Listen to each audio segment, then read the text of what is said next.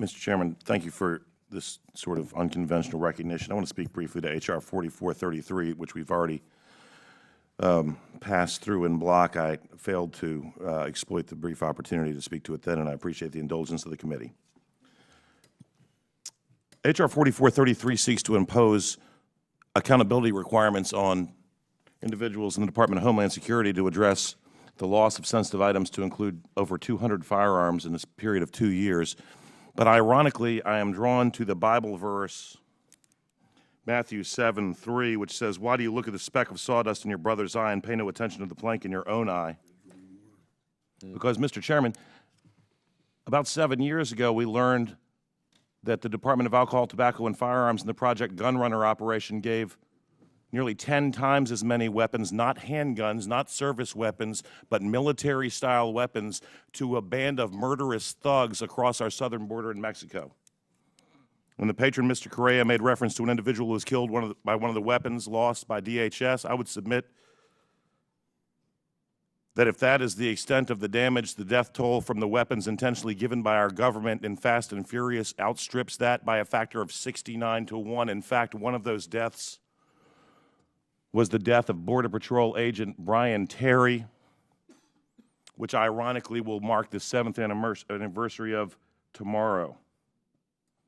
And so while I have no objection to the idea that we should ensure accountability at the Department of Homeland Security as it relates to their sensitive items, to include weapons and badges, I wonder what this committee will do to address the real threat to Homeland Security and the very lives of our brothers and sisters, American citizens like Brian Terry, who was murdered in part by a gentleman who was deported from this nation 7 times prior to shooting Mr. Terry in the back and allowing him to bleed to death on American soil as Terry sought to chase down a band of armed thugs who were exploiting the very illegal immigrants who Mr. Terry was charged with protecting this nation from by robbing them. That is correct.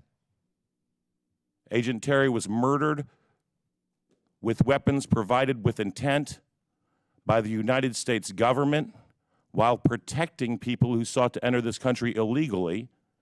And so it's my curiosity, rhetorically, if we can take the plank out of our own eye before we worry about the splinter in our brothers. I support the concept of H.R. 4433, but it strikes me that while I wore the uniform of the United States, I didn't need an act of Congress to ensure that my soldiers didn't lose their weapons, and if they did, we had a protocol by which they would be disciplined and probably removed from service. I wonder if that's the case in the instance of individuals who lose their weapons and badges.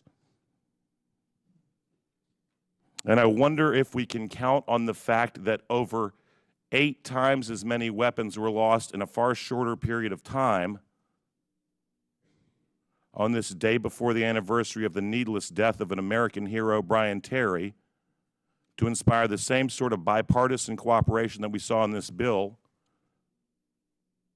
from our colleagues, most of whom walked out of the room when Attorney General Eric Holder was held in contempt of Congress, resulting in no punishment for failing to turn over documents on this matter. So, Mr. Chairman, I thank you for your indulgence. I simply submit that while this is a good bill, there are bigger problems to be addressed. And so long as I'm on this committee, I won't let the massive problem be ignored while the small problem is addressed. There is still an investigation that needs to be done, and the loss of American life and life abroad far outstrips that from the problem that we addressed today. Mr. Chairman, again, I thank you for your time.